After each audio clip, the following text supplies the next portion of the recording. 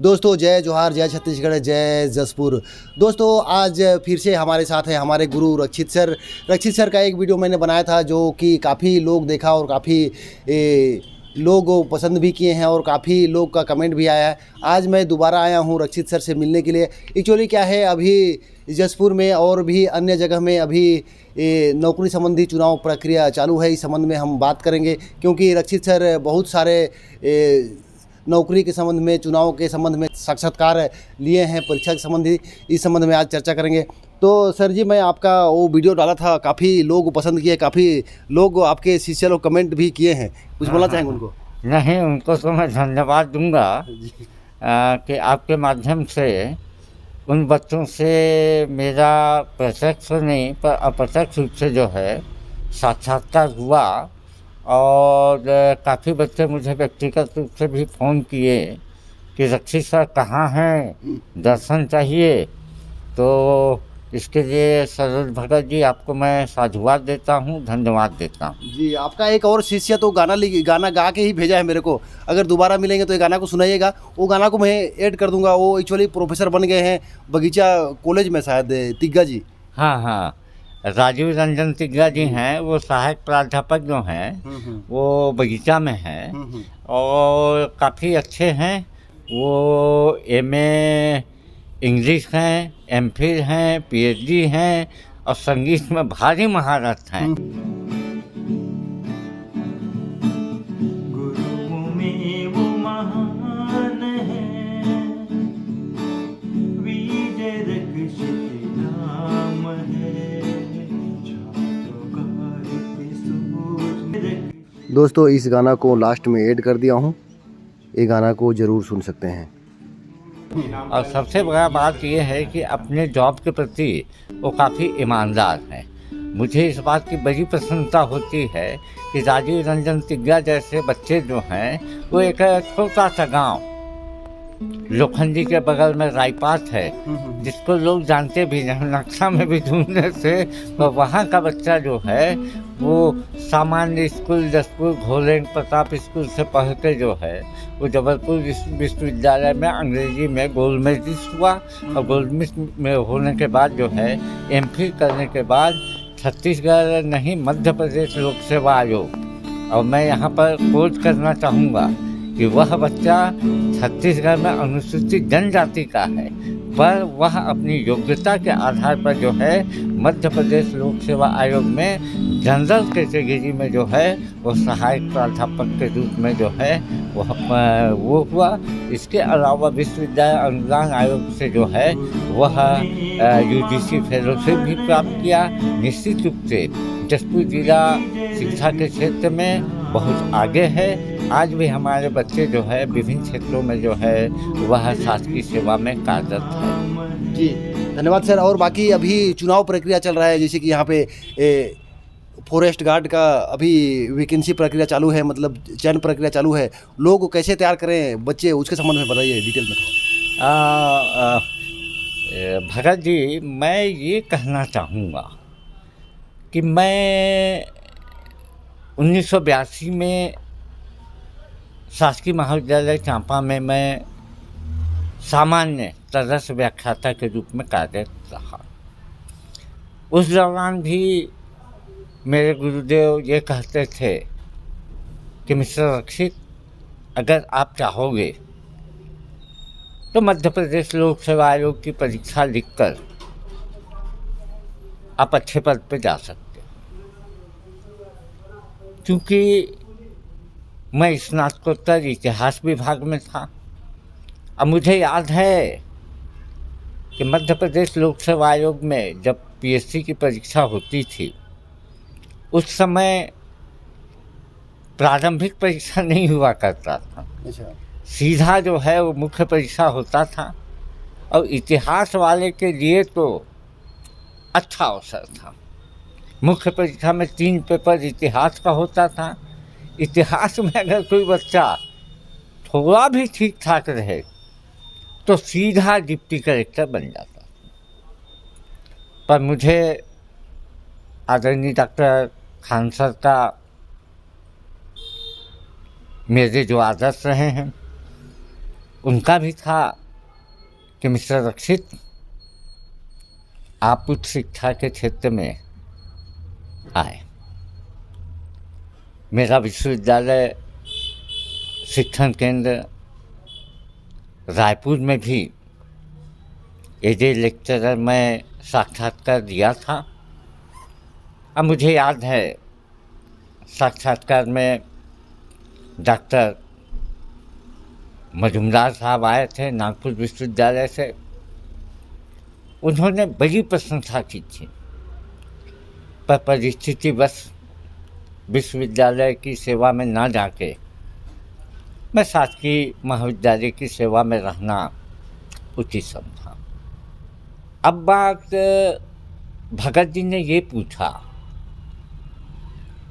कि प्रतियोगिता परीक्षा में जसपुर जिले के बच्चे भाग लेते हैं, कुछ लोग सफल होते हैं। अभी मुझे याद है आगे एक आध न्यूज आया है कि नव संकल्प के माध्यम से 4 बच्चे जो है पैरामिलिट्री मिलिट्री फोर्सेस में चयनित हुए हैं। अच्छा लगा। मुझे याद है कि मैं इस क्षेत्र में बहुत लंबे समय से जुड़ा रहा। आदरणीय जसपुर जिले के पूर्व कलेक्टर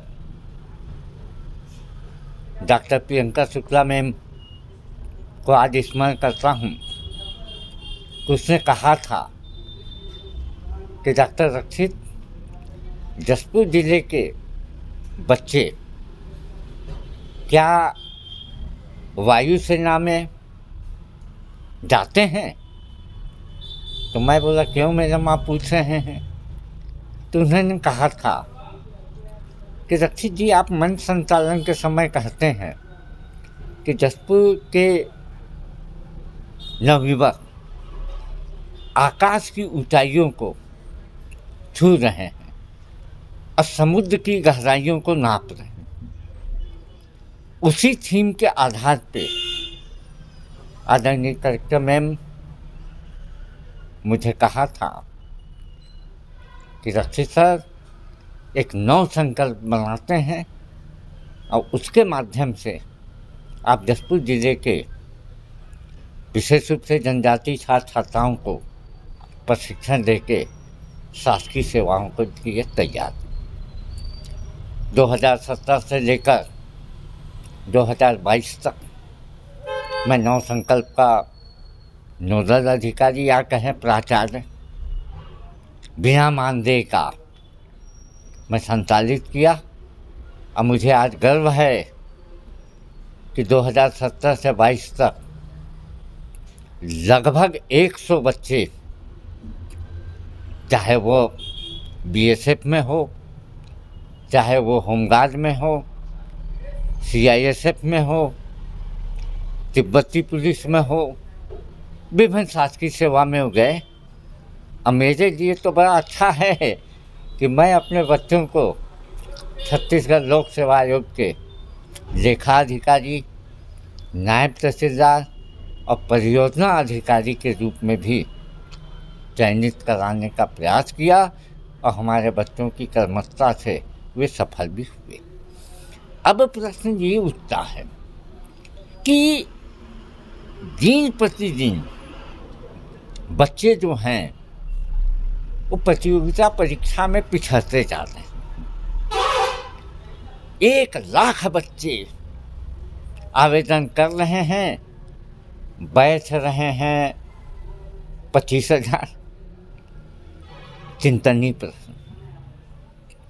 बच्चा परीक्षा लिखने जा रहा है पर उसको पता नहीं है कि हमारा सिलेबस क्या है।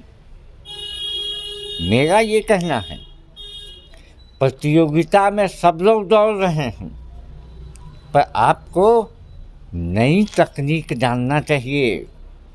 आपको लिखित परीक्षा में कैसे स्कोर करना है, इसकी जानकारी होनी चाहिए। आज क्या हो रहा है कि हर परीक्षा में, यहाँ ध्यान देने की बात है कि हर परीक्षा में एक पेपर सामान्य ज्ञान का आता है, जो वस्तुनिष्ठ आकार का रहता है। वस्तुनिष्ठ प्रश्नों को तैयार करने के लिए आज का बच्चा सिर्फ शहर के किसी दुकान में जाता है और एक गाइड खरीद लेता है और गाइड खरीद के उसी को पढ़ लेता है। गाइड में प्रश्न का उत्तर तो रहता है, पर ना बच्चा आगे जानता है ना पीछे जानता है। अगर उस प्रकार का प्रश्न आ गया तो टिक करता है और अधिकारी बन जाता है, और टिक अगर नहीं कर पाया फेल होता है। तो आज के डेट में सभी जसपुर जिले के क्या पूरे छत्तीसगढ़ के पूरे भारत के जो शासकीय सेवा के लिए हमारे बच्चे जो कि इस देश के भविष्य हैं, इस प्रदेश के निर्माता हैं, उनसे मैं यही कहूँगा कि सबसे पहले कोई विज्ञापन अगर प्रकाशित होता है तो विज्ञापन को पूर्णतः एक पेज से लेके अगर 20 पेज है तो 20 पेज तक आप अध्ययन कीजिए। सबसे पहले पूरा जब विज्ञापन को आप अध्ययन कीजिएगा तो आपको पता चलेगा कि ये जो परीक्षा है, इस परीक्षा के लिए न्यूनतम मापदंड क्या है। न्यूनतम मापदंड अगर मान लीजिए पुलिस सेवा का है तो उसमें हाइट आपका देखा जाएगा, दौड़ पा रहे हैं कि नहीं देख पाए। आपका हाइट नहीं है, आपने भर दिया, और जब परीक्षा आया तो परीक्षा या तो गए या नहीं गए, मत याद किए। और सबसे बड़ा बात यह है कि अब व्यापम की परीक्षा में सरकार के द्वारा किसी भी प्रकार का फीस नहीं दिया जा रहा है। तो फीस ना लेने की स्थिति में बच्चा कोई भी विज्ञापन आ रहा है उसमें भर दे रहा है। अभी मुझे याद है कि मैं जब एनएस कॉलेज में व्यापम का समन्वयक के रूप में था तो पॉलिटेक्निक का परीक्षा हुआ, पीपीटी के माध्यम से हुआ। पूरे जिले से 217 बच्चे पंजीकृत थे। परीक्षा हुआ, 217 बच्चे की व्यवस्था महाविद्यालय प्रबंधन द्वारा किया गया, पर जब परीक्षा हुआ तो 30 या 35 बच्चे परीक्षा लिखने आए। 30 या 35, मतलब आप सोचिए कि प्रदेश के मानव संसाधन का कितना दुरुपयोग हो रहा है। बच्चा भर दिया, आया ही नहीं। तो प्रतियोगी परीक्षा के लिए सबसे पहले ये है कि विज्ञापन के अनुरूप आपको भाई लिखना है, कि विज्ञापन को पूरा पढ़िए। अगर विज्ञापन के अनुरूप आप काबिल हैं तो आप उसको भर दीजिए। भरने के बाद आप गाइड से मत पढ़िए, आप रेफरेंसेस पुस्तकें पढ़िए, आप अच्छी पुस्तकों का अध्ययन कीजिए और अपने से प्रश्न को बनाइए। जो परीक्षाएं होती हैं, चाहे वो व्यापम का हो, छत्तीसगढ़ लोक सेवा आयोग का है, हर बार परीक्षा का स्वरूप जो है, प्रश्न का स्वरूप जो है वह चेंज हो जाता है। मुझे बड़ा आश्चर्य होता है कि जो बच्चा 8वीं में सिंधु घाटी सभ्यता पढ़ा, 10वीं में भी सिंधु घाटी सभ्यता पढ़ा, बीए में भी ये भगत हमारे पास बैठा, ये भी पढ़ा सिंधु घाटी सभ्यता, एमए हिस्ट्री करने के बाद भी पढ़ा सिंधु घाटी सभ्यता, और वो प्रतियोगिता परीक्षा में जब आता है तब भी वो पढ़ता है सिंधु घाटी सभ्यता। और मेरे टाइप के शिक्षक उससे ये पूछते हैं, क्या रखालदास बनर्जी, माधव स्वरूप वत्स सरदार मार्शल और दयानंद साहनी को रात को सपना आया था कि वो लोग फावड़ा लेके जो है वो खुदाई किए। अगर आप सहमत हैं मेरी बात से तो आप बताइए कि हाँ उनको सपना आया था। अगर सहमत नहीं है तो आप बताइए कि सहमत नहीं है। बच्चा सहमति पे भी हाथ नहीं उठाता है, बच्चा असहमति पे भी हाथ नहीं उठाता। इसका मतलब है कि वह बच्चा 8वीं से लेके एमए तक कन्फ्यूजन की स्थिति में है कि सिंधु घाटी सभ्यता की खुदाई की जानकारी कैसे मिला। आज भी मैं कभी कभी जाता हूँ, बड़ा मज़ा आता है। तो सबसे पहले हम इसी चैनल के माध्यम से, भगत जी के माध्यम से शिक्षकों से भी अनुरोध करता हूँ कि आप बच्चों को जब पढ़ाते हैं तो एक संवाद बने, ऐसा अध्ययन अध्यापन आप कराएं कि बच्चा जो है चलचित्र के माध्यम से जो है आपके पूरे चीज़ों को देख पाए। दूसरी बात, पूरा सिलेबस का अध्ययन पूरा करें। पूरा करने के बाद अपने हिसाब से प्रश्न तैयार करें, अपने हिसाब से वैकल्पिक उत्तर को ढूंढें और उसके बाद जो है लिखने का काम को अनिवार्य रूप से करें। आज बच्चा जो है लिखने की जगह मोबाइल से और गूगल बाबा के संरक्षण में चला जाता है और उससे जो है देख के जो है अपनी परीक्षा की तैयारी करती। दूसरी बात, जब अध्ययन अध्यापन का काम चालू होता है तो मेरा ये कहना है कि बच्चों को जागरूक होना चाहिए।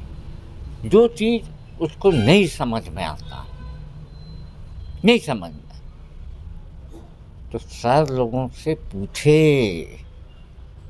आज भी एक प्रश्न, अभी कुछ दिन पहले मैं एक जगह गया था और पूछा कि भाई आप लोग सुने हैं ना, राज डलहौजी के हड़प नीति के कारण 1857 का विद्रोह हुआ। सब लोग, जितने दर्शक भी अभी मेरे को सुन रहे हैं देख रहे हैं, ये भगत भी देख रहा है, ये भी सुना है कि राज डलहौजी के हड़प नीति के कारण 1857 का विद्रोह हुआ। अगर प्रश्न आता है कि 1857 के विद्रोह के समय भारत का गवर्नर जनरल कौन था, तो भगत सबसे पहले टिक करेगा राज डलहौजी और खुश होगा। आपको सुनकर आते होगा, ये खुश होगा कि मेरा एक तो बढ़िया प्रश्न बन गया। और रक्षित साहब बोले थे, गलत है भाई, 1856 में ही राज डलहौजी चला गया और जब 1857 का विद्रोह हुआ उस समय भारत का गवर्नर जनरल लॉर्ड कैनिंग था। ये काफ़ी पूछा जाता है ना, ये सामान्यतः हर परीक्षा में तो बार बार कहता हूँ कि जो इतिहास नहीं पढ़ रहा है वो सामान्य ज्ञान का 40% प्रश्न को बता ही नहीं पाएंगे। अब साइंस के बच्चे हैं, कॉमर्स के बच्चे हैं, इवन आर्ट्स का जो इतिहास नहीं पढ़ा, वह भी जो है ऐसा कन्फ्यूजन की स्थिति होता। तो पहले तो पाठ्यक्रम को देखें, पाठ्यक्रम के हिसाब से अपना एक एक चैप्टर की तैयारी करें।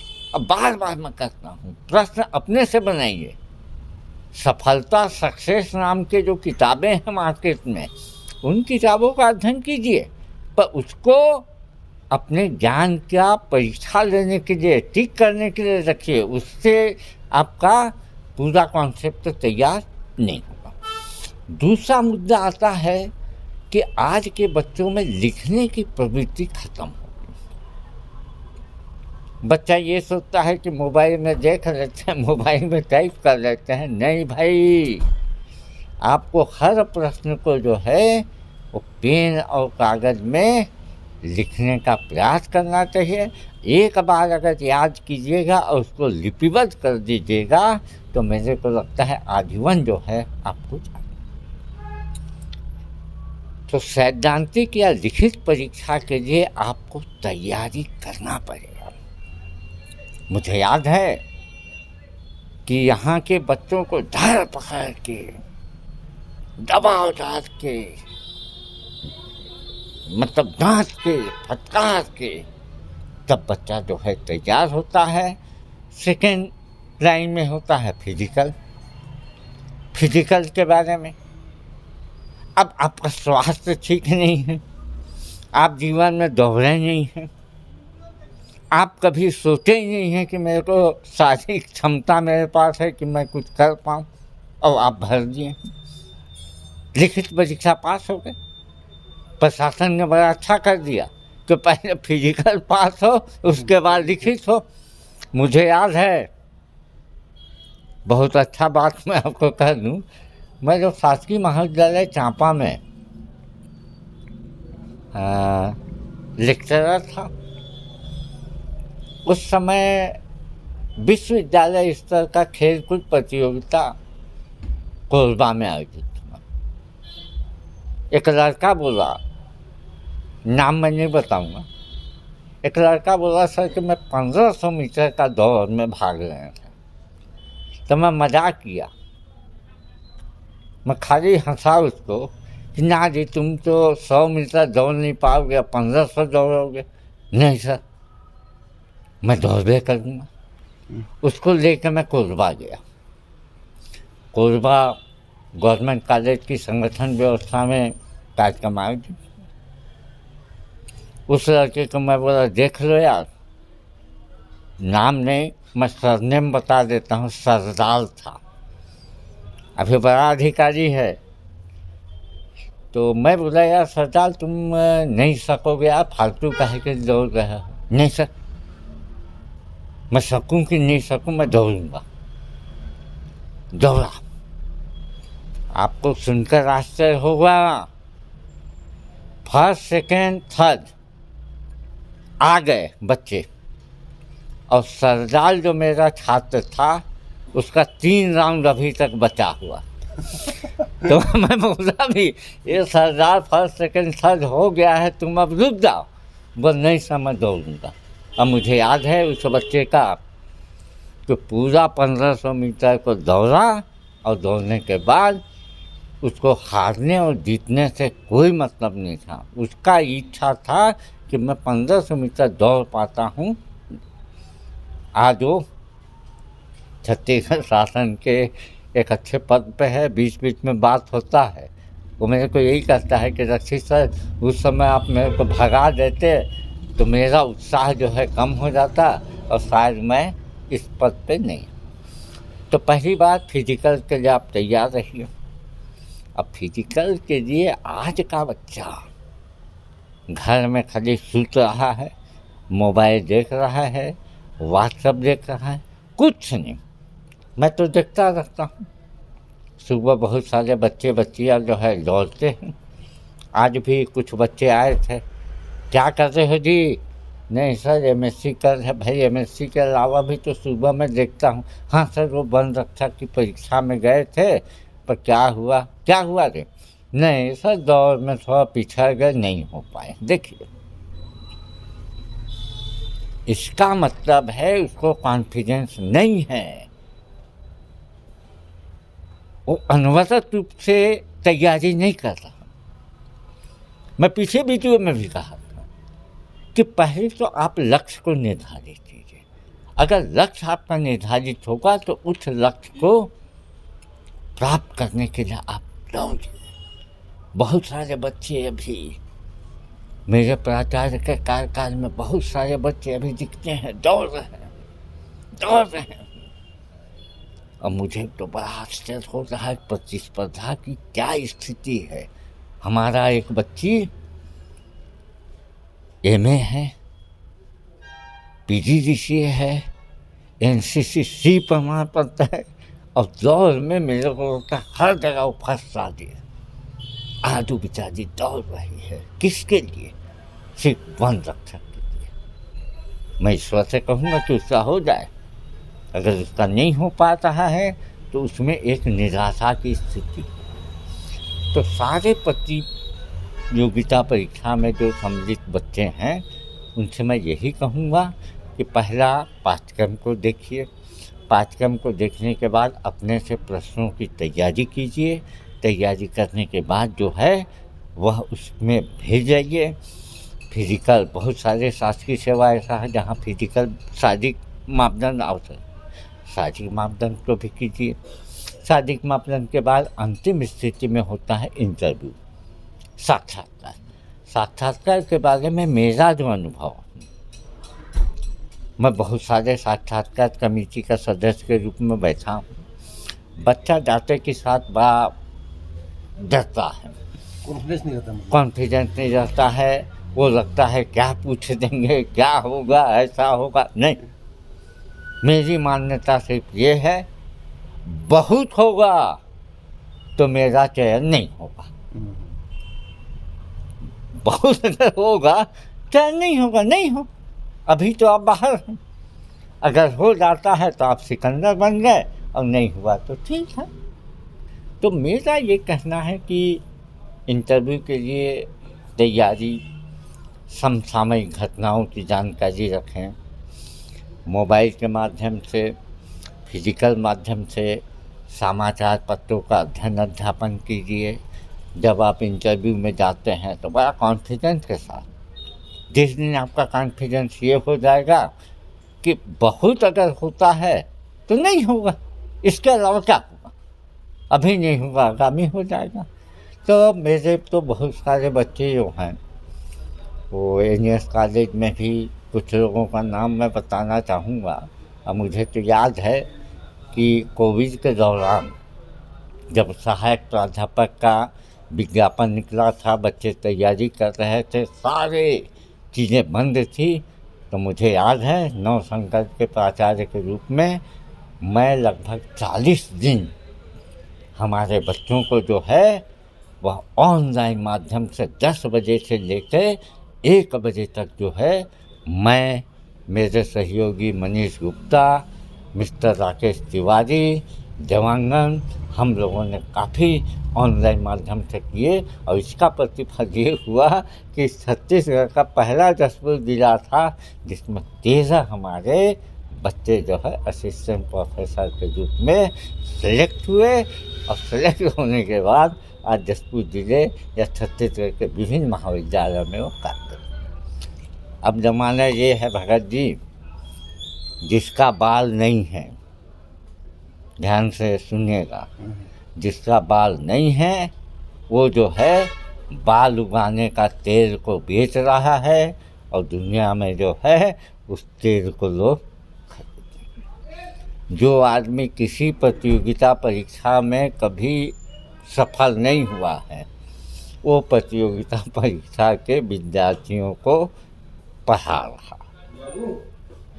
एक बड़ा विडंबना है, बात तो समझिए, कि जिसके माथा में एक बाल नहीं, वही व्यक्ति बाल उगाने का तेल बेच रहा है, और समाज के लोग, हमारे बच्चे, हम लोग जो हैं उससे तेल को खरीद रहे हैं, इस आशा और विश्वास के साथ कि हमारा भी बाल।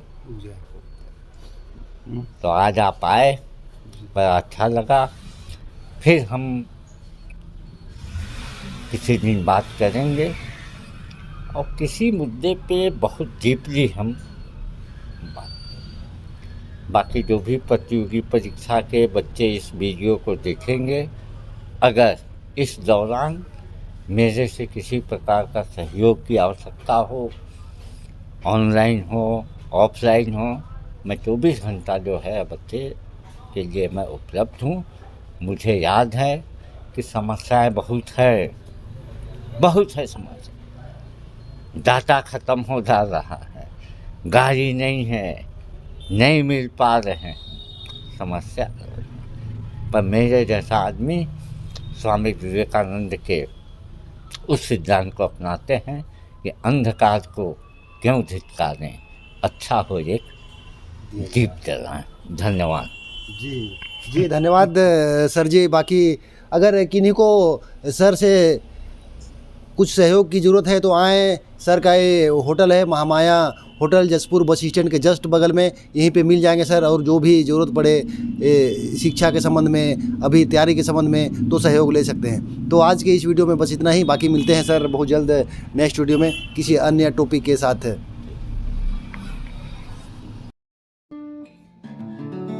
हाय, मैं doctor Rajiv Ranjan Tigga, assistant professor English, Bagicha college. मैं डॉक्टर रक्षित सर के नाम पर एक गीत प्रस्तुत करना चाहता हूँ।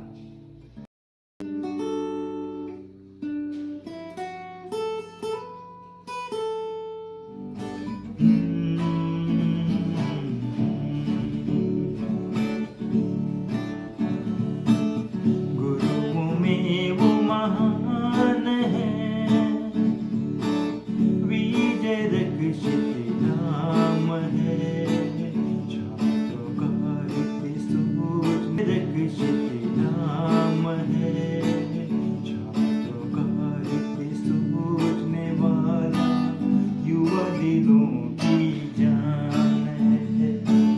गुरुओं में वो महान है, विजय रक्षित नाम है, छात्रों का हित सोचने वाला युवा दिलों की जान है। गुरुओं में वो महान है।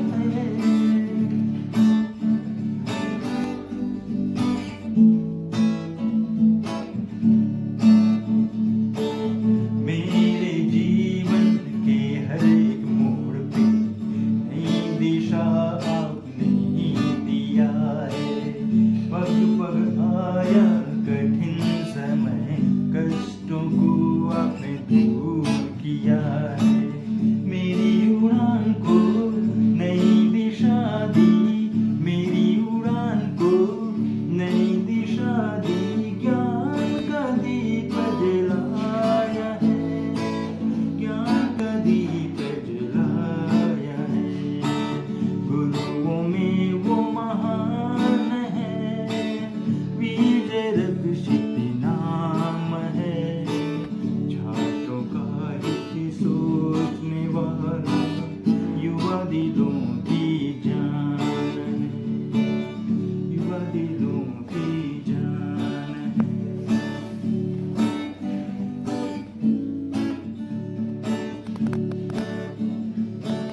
उनके मुख में है ऐसी कांति, जो कोई आता पाता है शांति।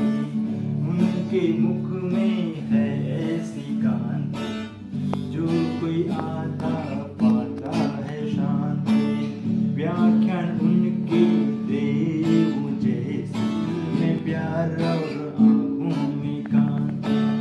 दिलों में बसता ऐसा चिराग है, दिलों में बसता ऐसा चिराग है। सदा बहार है, सदा बहार एक राग है। गुरुओं में वो महान है, विजय रक्षित नाम है, छात्रों का हित सोचने वाला युवा दिलों की जान है, युवा दिलों की जान है। आस्था में भी जो भी पुकारते, रक्षित हमेशा उनको तारते। कोई मुसीबत किसी घड़ी में, छात्रों के हित में वो सोचते। सब समझे हैं निज संतान, सबको समझे निज संतान। हर मुश्किल करे आसान, हर मुश्किल करे आसान।